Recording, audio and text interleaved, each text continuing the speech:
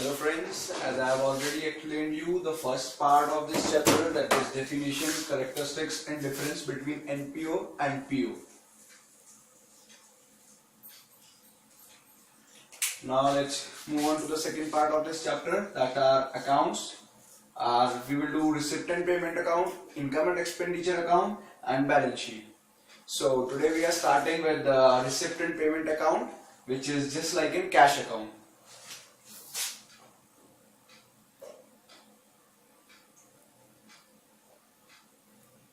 Income and expenditure profit and loss account की तरह है और बैलेंस शीट सबको बताइए।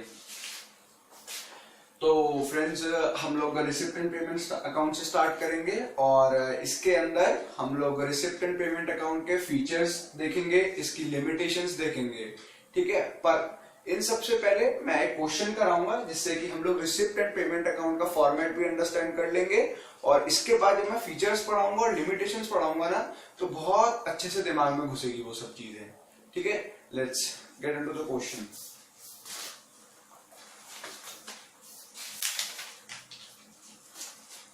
फ्रेंड्स राइट नाउ मैं ये क्वेश्चन अरिहंत की बुक से करा रहा हूं, बट अगर ये same kind of question TS Grewal की बुक में भी दिया है और अगर मैं क्वेश्चन नंबर अभी नहीं बता रहा हूं, अगर तुम लोग जानना चाहते हो और फर्दर क्वेश्चन नंबर के साथ सॉल्व करना चाहते हो और क्वेश्चन मेरे साथ, तो you can join our classes, okay.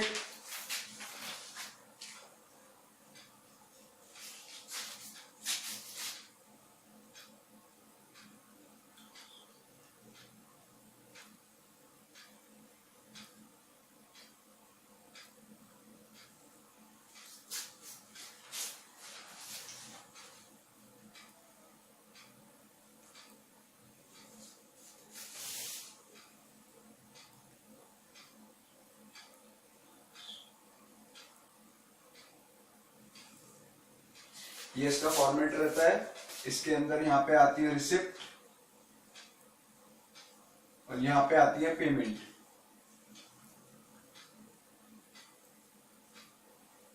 ये डेबिट साइड, ये क्रेडिट साइड है, इसके डेबिट साइड में रिसिप्ट आएगी और क्रेडिट साइड में पेमेंट आएगी।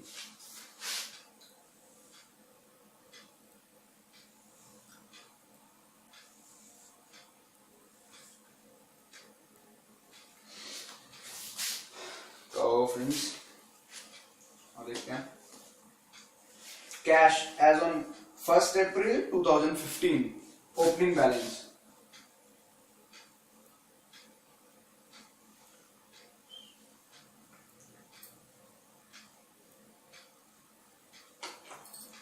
फिर इसके बाद सब्सक्रिप्शन 37,60,000। सब्सक्रिप्शन मतलब हमारे पास पैसा आया, कैसे आया? सब्सक्रिप्शन के थ्रू आया। तो जो भी चीजें आती है हमारे पास वो इधर आती है और जो जाती हैं वो इधर आती हैं। ये just like in cash account है, मैं पहले भी बोल चुका हूं। तो हमारे पास सब्सक्रिप्शन के थ्रू पैसा आया तो इधर रिकॉर्ड होगा।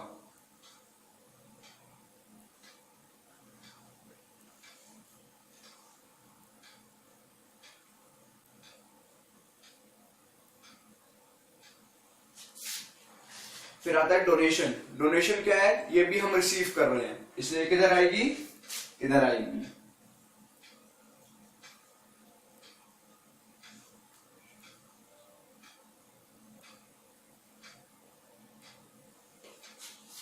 फिर आता है एंट्रेंस फीस। एंट्रेंस फीस ये क्या कर रहे हैं? ये भी हम रिसीव कर रहे हैं, तो किधर आएगी? इधर आएगी, receipt side.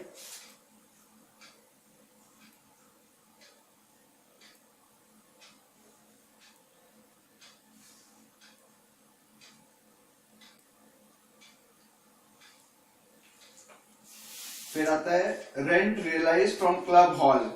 Rent realise from club hall मतलब हमारे पास कोई क्लब है, हमने उसको रेंट पे दे दिया, उससे हमें क्या आ रहा है? पैसा आ रहा है, तो किधर आएगा?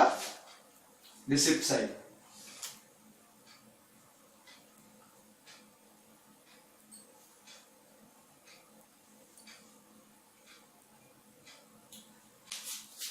फिर आता है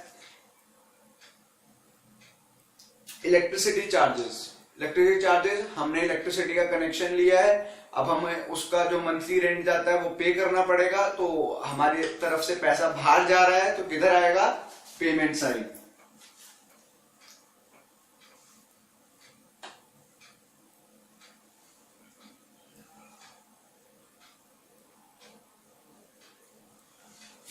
फिर आता है फ्रेंड टैक्सेस। टैक्सेस क्या, ये भी हमें पे करने होते हैं, ये आएंगे इधर।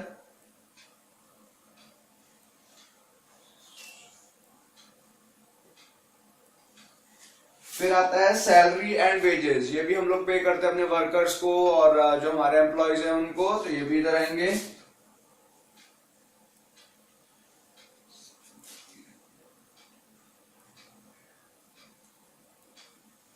फिर इसके बाद आता है फ्रेंड्स ऑनरियम टू सेक्रेटरी। ये क्या है, हमारा जो सेक्रेटरी है हम उसको पैसे देते हैं, ये भी इधर आएंगे।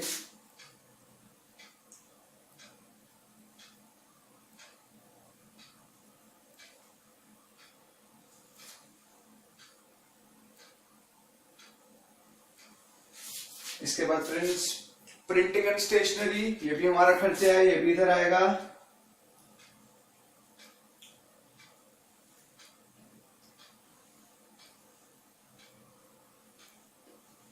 इसके बाद आता है petty cash payment. Petty cash payment क्या होती है, anybody know that? Petty cash payment है मतलब जो छोटी छोटी पेमेंट होती है उन्हें पिटी कहते हैं। तो इनको भी हम पेमेंट कर रहे हैं, तो किधर आएगी, इधर आएगी।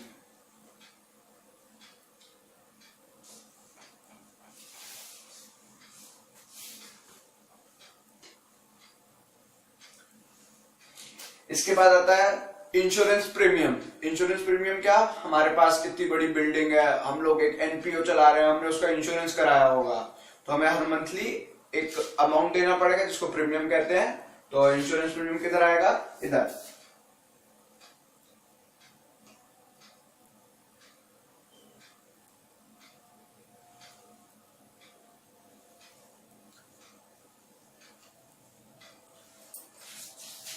फिर इसके बाद आता है इंटरेस्ट ऑन इन्वेस्टमेंट। सॉरी, अब क्या यार, हमारे पास ना बहुत सारा पैसा कलेक्ट हो जाता है, जैसे हम डोनेशन लेते हैं, सब्सक्रिप्शन लेते हैं, तो क्या है, हम इस पैसे को कहीं कहीं पे इन्वेस्ट कर देते हैं, तो अब हमें हर महीने इंटरेस्ट आता है उसका। तो हमें जो इंटरेस्ट मिल रहा है ये क्या है, हमारी रिसिप्ट है या पेमेंट है? अगर हम कहीं इन्वेस्ट करेंगे पैसा तो हमें इंटरेस्ट आएगा, ओके, तो ये क्या है, हमारी रिसिप्ट है।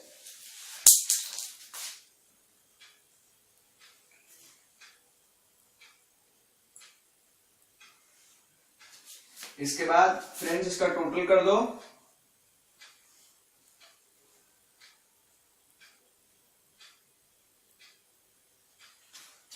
कैलकुलेटर्स ले लो अपने हाथ में और इसका टोटल करके देख लो कितना आ रहा है।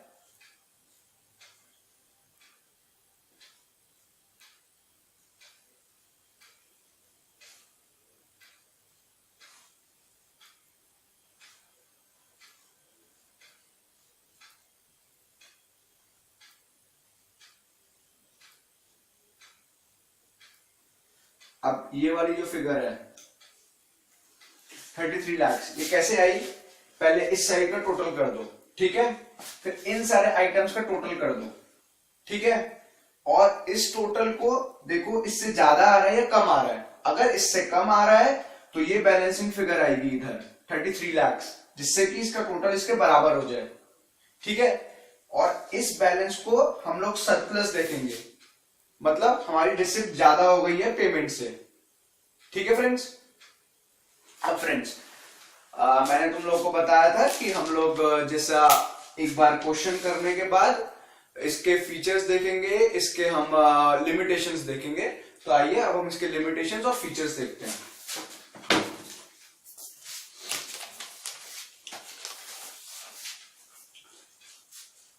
ये हमारा रिसिप्टेंट पेमेंट अकाउंट है, इसका फॉर्मेट भी समझ गए हो, इधर की साइड रिसिप्ट आती है, इधर की साइड पेमेंट आती है, यहाँ पे अमाउंट आता है अमाउंट के कॉलम में दोनों साइड, और क्या कहते हैं, जो भी पैसा आता जाएगा वो इधर रिकॉर्ड होगा और जो पैसा हमारे यहाँ से जाएगा वो इधर रिकॉर्ड होगा।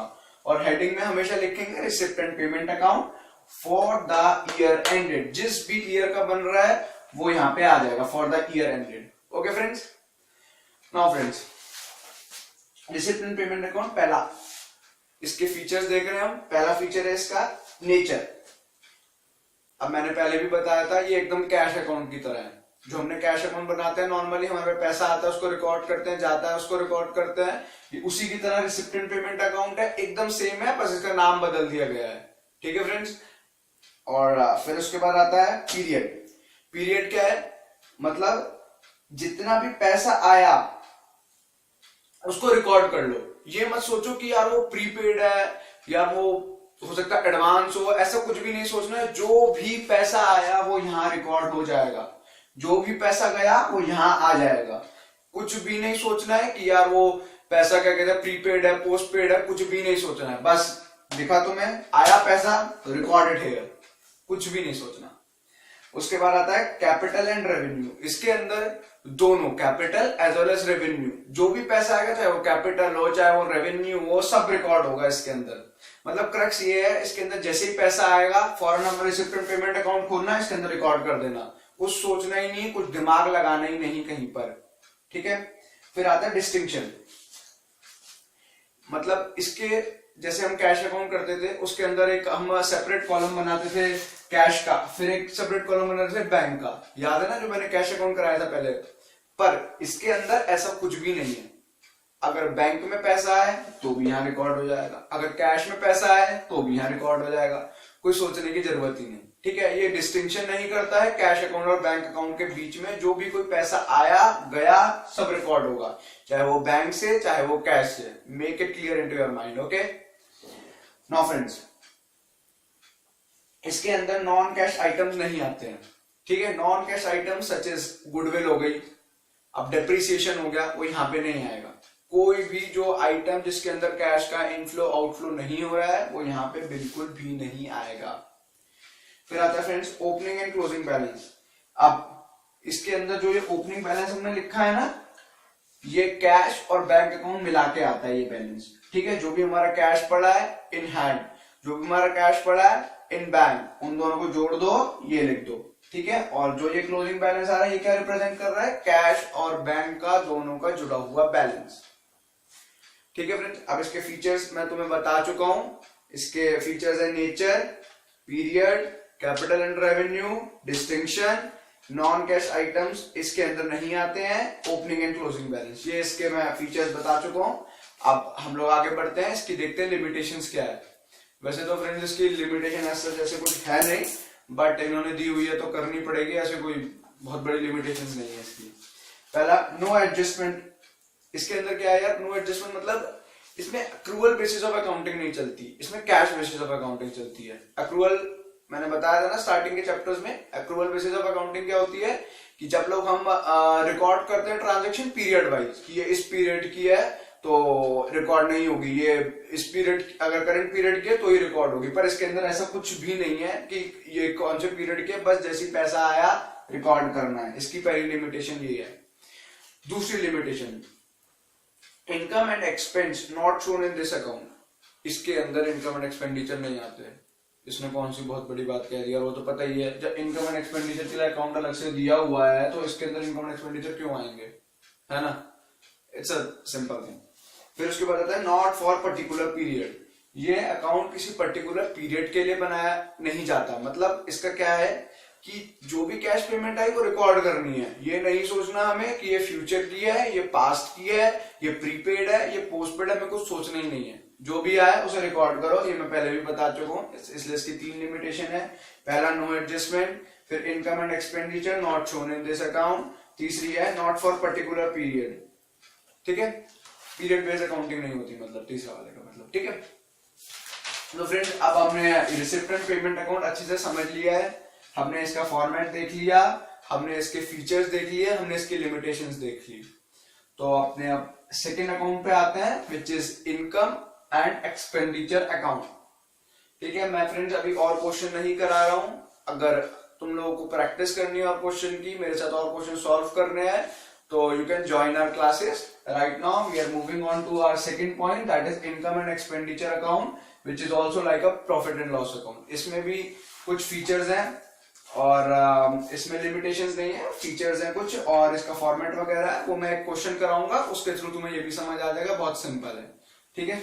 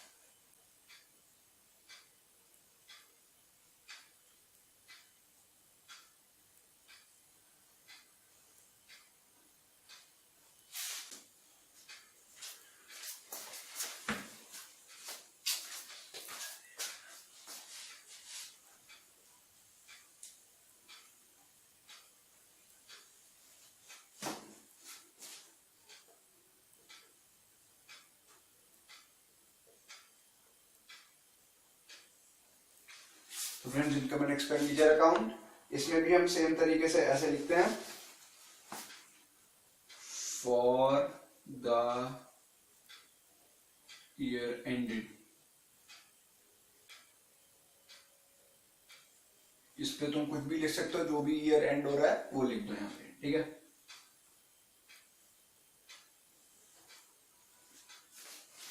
अब आते हैं यहाँ पे, मैं अरिहंत की बुक से करा रहा हूँ ये क्वेश्चन, बट मैं क्वेश्चन नंबर यहाँ पे नहीं बता रहा हूँ।